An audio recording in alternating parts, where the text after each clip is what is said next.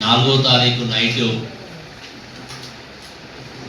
జగదేగిరిగుట్ట PS పరిధిలో ఒక man missing case నమోదు కావటము, ఆ కేసుని నమోదు చేసుకున్న తర్వాత జగదేగిరిగుట్ట పిఎస్ వాళ్ళు ఇన్వెస్టిగేషన్ మొదలుపెట్టి దాని ఆధారంగా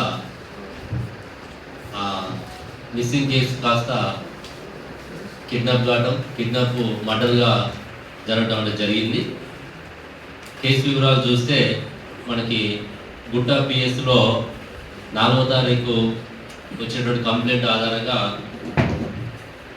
కోయ వెంకటప్పన్నారెడ్డి 54 ఇయర్స్ ఉంటే ఇతను ప్రజెంట్ మన బాలానగర్లో ఉన్నటువంటి మెగా ఇంజనీరింగ్ అండ్ ఇన్ఫ్రాస్ట్రక్చర్ లిమిటెడ్లో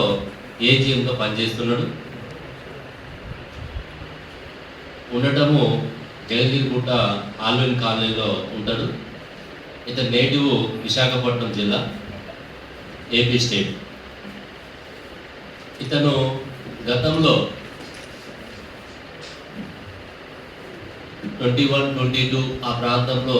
కాకినాడలో ఉన్నటువంటి షిప్యార్డ్లో ఒక క్యాటరింగ్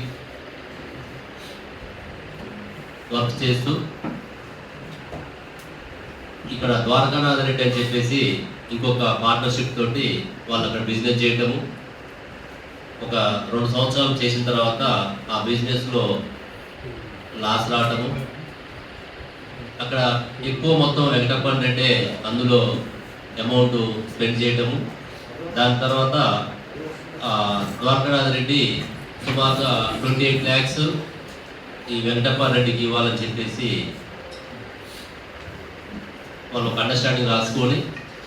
అమౌంట్ ఇవ్వడానికి పోస్ట్పోన్ చేసుకుంటూ ఆ తర్వాత కాకినాడ నుంచి అతను వెళ్ళిపోవడం,